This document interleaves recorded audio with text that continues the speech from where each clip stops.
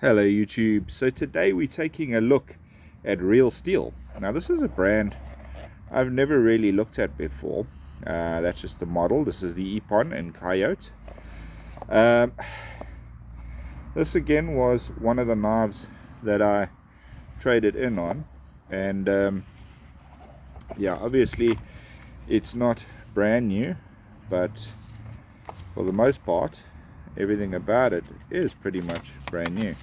So you get some paperwork with it telling you a little bit about Real Steel, the warranty, etc. That's quite interesting. Like I say, I'm not very familiar with the Real Steel brand at all. Here we've got some information. So this is a liner lock Bohler N690 blade steel, 199mm open. The blade length is 94, blade thickness 2.6 millimeters. This is G10 carbon fiber and it's 91 grams.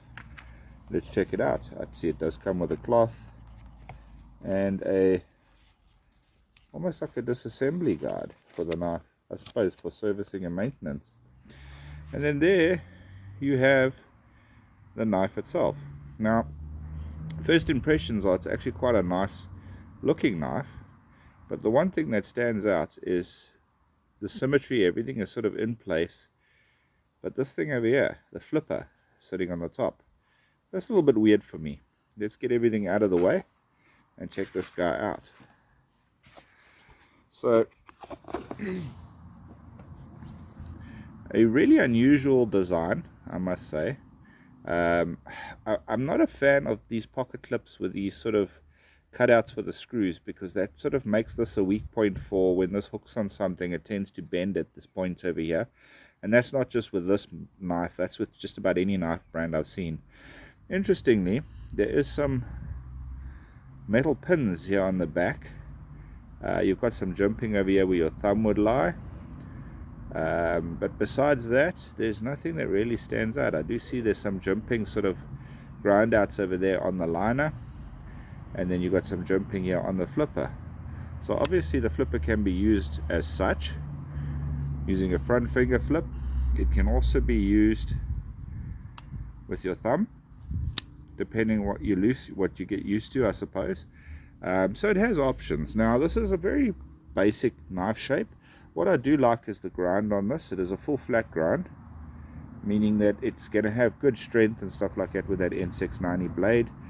The jimping here on the back is quite nice for your thumb to rest on.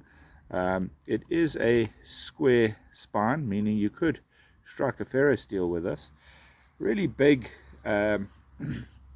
screws over here, which is quite interesting.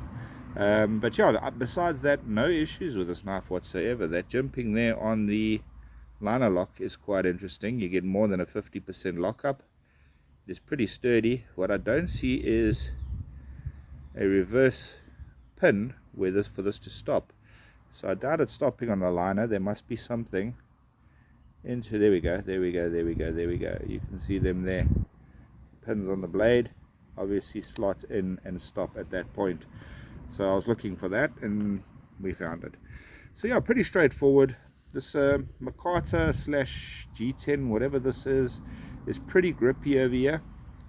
Carbon fiber, I don't know, but it's pretty grippy. And then of course with these grind outs to the coyote color, you get more sort of grip retention. And yeah, it feels comfortable in the hand. All in all, not a really bad knife. But more interestingly, let's see how this would ride in the pocket. And of course, being a second-hand knife, I don't know how sharp it is, but let's check it out. Okay, so just to see how this rides in the jeans, let's get her closed up.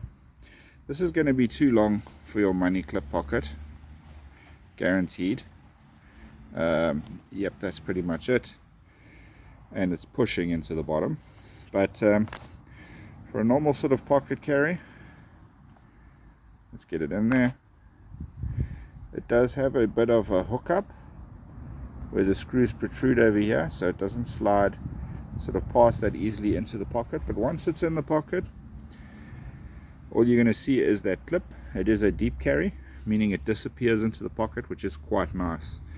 I'd say overall it's a pretty comfortable carry. It doesn't stick out any. It's not bad at all. Just, of course, you can see those screws protrude a little bit, so if you've got a new jeans pocket not well worn, you're going to battle to get that in and out.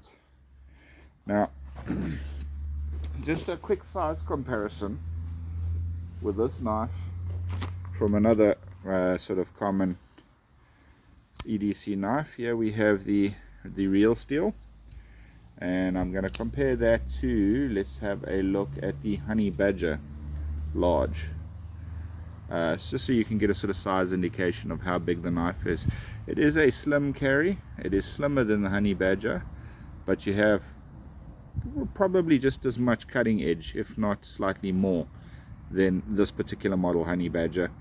So yeah, it's not a bad knife at all. Like I said, it is pretty slim. It is quite a nice carry. It's not as heavy duty as the Honey Badger, but still an all-round great knife. I'm actually keen to get some more Honey Badgers, especially some of the new models, and do some reviews on those. I've seen some interesting things coming from them lately, and I think it's time to try a few new ones. So yeah, there you have the comparison. Again, a really great knife in my opinion. I think the next step is we just need to do a cut test with this as it stands. I haven't sharpened it since I've received it. Let's see how that edge is held up. Okay, like I said, it hasn't been sharpened or anything from our side. I would say that's still, I'm going very slowly, still razor sharp. So N690 is quite a nice blade steel, as in edge retention is pretty good. It's a good compromise between an expensive steel and a sort of cheaper grade stainless steel, but still with really great edge retention. I like N690, it works for me. A little bit more difficult to sharpen, but still a really cool steel to use. And I've had no issues with the sort of N690 lines of knives. So let's see how this one stacks up over the next couple of months. This is just an early sort of look at this knife. I hope you guys like it, and yeah, I'll let you guys know how this one holds up over long term. Guys, have a fantastic week ahead, and until next time, take care.